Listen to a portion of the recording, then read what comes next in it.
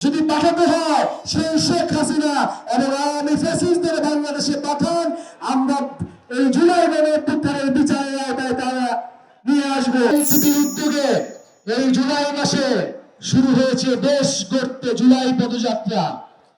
প্রিয় পঞ্চগড়বাসী, 2024-এর জুলাই গণঅভ্যুত্থানে আমরা একটি স্বৈরাচার ফ্যাসিস্ট সরকারের পতন ঘটিয়েছিলাম।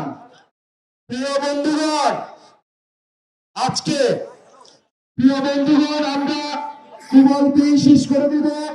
আপনাদের পঞ্চগড়ের নেতা সার্জিস আলম এই পঞ্চগড়ের সমস্যাগুলি আপনাদের সামনে তুলে ধরেছে।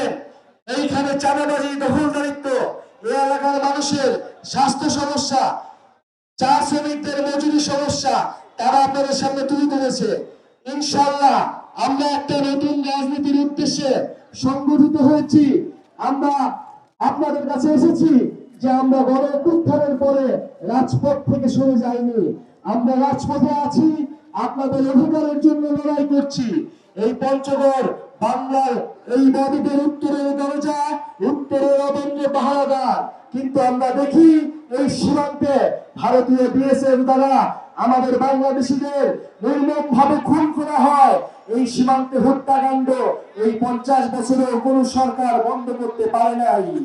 প্রিয় বন্ধুগণ, এখন আমরা দেখছি যে এই বর্ডার থেকে ভারত থেকে অবৈধ অভিবাসীদের পুশিং করা হচ্ছে। আমরা স্পষ্ট ভাবে বলতে চাই, এটা হাসিনার বাংলাদেশ নয়, এটা ছাত্র জনতার বাংলাদেশ।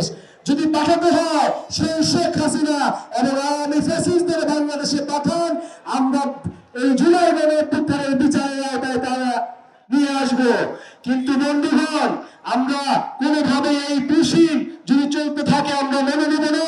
আমরা বাংলাদেশিরা ধর্ম বর্ণ নির্বিশেষে এই ভারতের এই আগ্রাসনের বিরুদ্ধে ঐক্যবদ্ধ আছি। প্রিয় বন্ধুগণ, জুলাই গণঅভ্যুত্থান থেকে শুরু করে এই ছাত্র তরুণদের যে জোয়ার শুরু হয়েছে, সেটি তেতুলিয়া থেকে শুরু করে টেকনাফ পর্যন্ত স্রোতে ভাসিয়ে নেবে, এটাই আমাদের কামনা। ইনশাআল্লাহ আমরা আগামী সংসদ নির্বাচনের আগেই আমরা বলেছি একটি নতুন সংবিধান এবং এই জুলাই গণঅভ্যুত্থানের বিচার এবং রাষ্ট্রের মৌলিক সংস্কারের মধ্য দিয়ে আমরা বাংলাদেশের গণতন্ত্র নিশ্চিত করব। ততক্ষণ পর্যন্ত আমাদের সাথে থাকুন, আমাদেরকে সমর্থন দিন। ইনশাআল্লাহ আপনারা আমরা একসাথে আমরা যে স্বাধীনতা এনেছি, যে মুক্তি এনেছি, সেই স্বাধীনতা এবং এই মুক্তি আমরা রক্ষা করব। আজকে বিদায় নিচ্ছি।